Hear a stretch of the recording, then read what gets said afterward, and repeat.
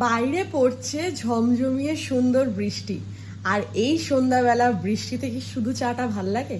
চলো চায়ের সাথে কিছু বানানো যাক। বাড়িতে ছিল পাউরুটি, আর পাউরুটি দিয়ে একটা সিম্পল রেসিপি তোমাদের সাথে শেয়ার করব। এইটা আমি আগে দেখেছি বাবাকে করতে, তো তারপর মাঝে মাঝেই মা করতো, তো ভাবলাম আজকে একটুখানি তোমাদের সাথে এই রেসিপিটা শেয়ার করা যাক। খুবই সিম্পল, কিছুই আহামরি নয়। ফার্স্ট কেটে নিলাম 2 টুকরো করে পাউরুটি গুলোকে, তারপরে কেটে নিলাম লঙ্কা, আর 3 চামচ মতো বেসন দিয়ে বেসনের মধ্যে লঙ্কা, নুন, চিনি, অল্প চিনিটা স্বাদের জন্য, আর জল দিয়ে নাড়িয়ে নিচ্ছি। ব্যাপারটা পুরো নর্মাল যেরকম বেসন গোলানো হয় সেরকম ভাবে করে নিতে হবে। তারপর কড়াইয়ে তেল দিয়ে পাউরুটিটাকে বেসনের মধ্যে চুবিয়ে তারপরে তেলে ছেড়ে দিতে হবে। খুবই সিম্পল। হ্যাঁ, এটা কিছুটাকে স্যান্ডউইচও বলা যেতে পারে, আর স্যান্ডউইচ নাও বলা যেতে পারে। স্যান্ডউইচ হলে এখানে আলুর পুরটা থাকতো, এখানে শুধু সেটা নেই। খুবই সিম্পলের মধ্যে বেশ সুন্দর একটা টেস্টি রেসিপি।